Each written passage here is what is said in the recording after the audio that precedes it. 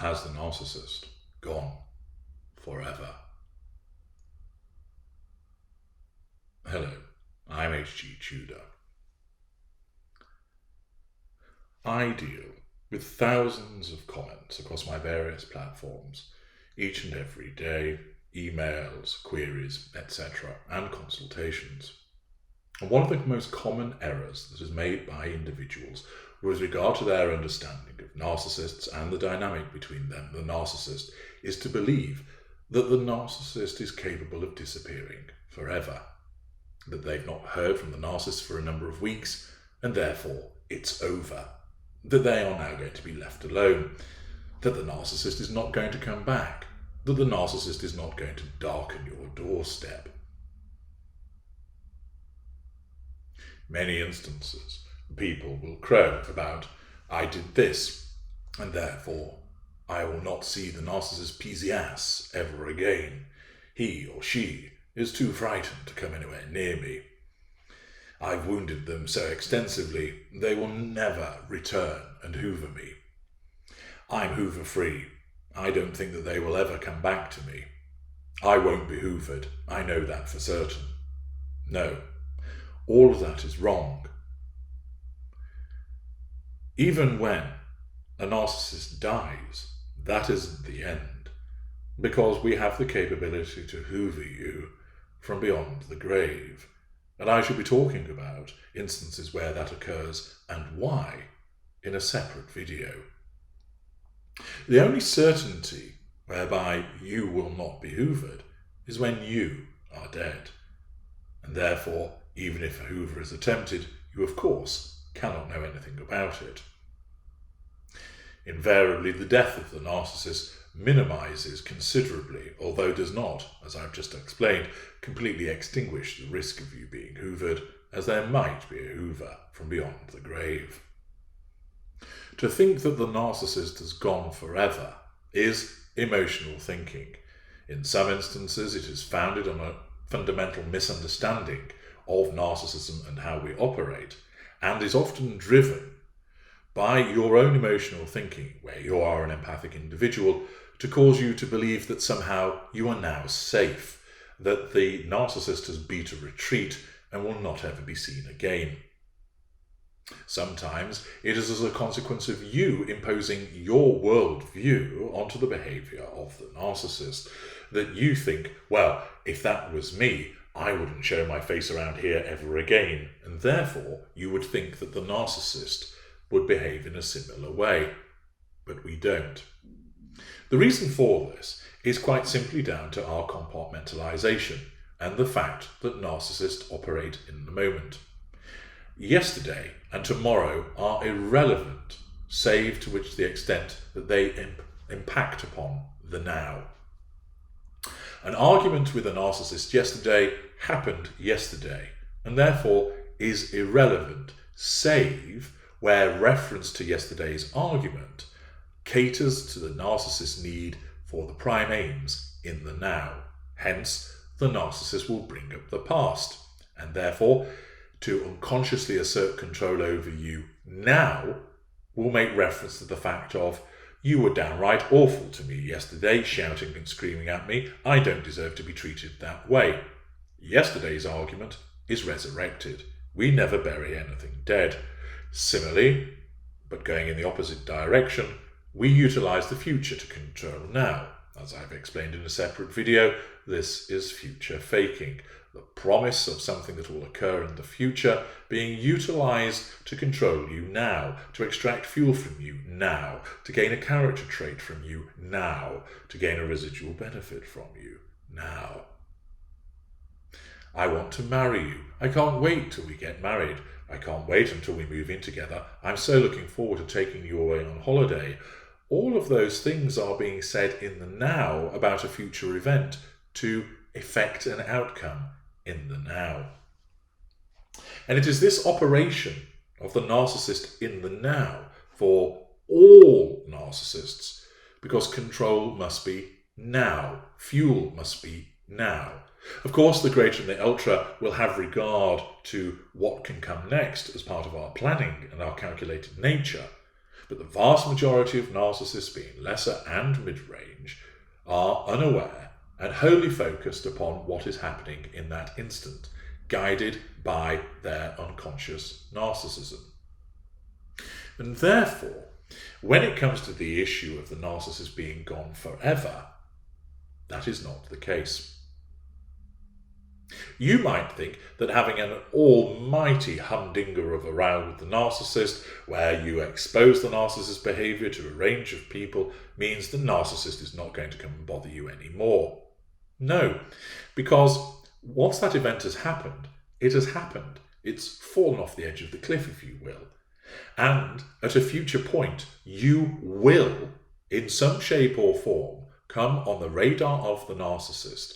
And at that point, the narcissism in the unconscious asks, is this appliance that has now come upon our narcissist radar, is this appliance under control? And invariably the answer is no, because the narcissism has no data about you, because there hasn't been any recent involvement. And therefore, because you, as an appliance that has come up on the narcissist radar, is not under control, the first law of narcissism applies, and therefore the narcissism then determines that control must be asserted over you, either directly, indirectly, or through withdrawal.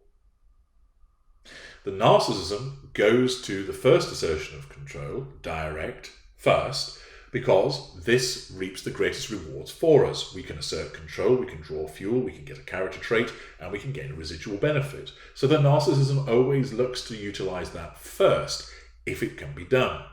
And as part of doing that, the narcissism evaluates, is the stage set basically for a hoover, and evaluates the various factors that go into the hoover execution criteria to make a determination as to whether the hoover will take place or will not. And just because you have wounded the narcissist extensively, that does not mean you're safe. It does not mean that the narcissist will stay away. All it means is that that is one factor amongst many which might cause the narcissist to be prevented from hoovering you, but it doesn't guarantee it. There might be a range of other factors which outweigh the wounding, meaning you're still hoovered. Or the wounding, of course, fades over time. And therefore, your substantial wounding of the narcissist 6 months ago is now irrelevant. You would think that because the narcissist had his behaviours exposed, that he wouldn't show his face around here ever again. But that was then, and this is now, and it's deleted. Of course, if the narcissist were to appear and you brought up the exposure, that would challenge the narcissist, necessitating a response from the narcissist to reject your threat. But the fact that it occurred 6 months ago is in effect deleted from the world of the narcissist. It is not a relevant consideration when the narcissism is evaluating whether there should be a hoover or not.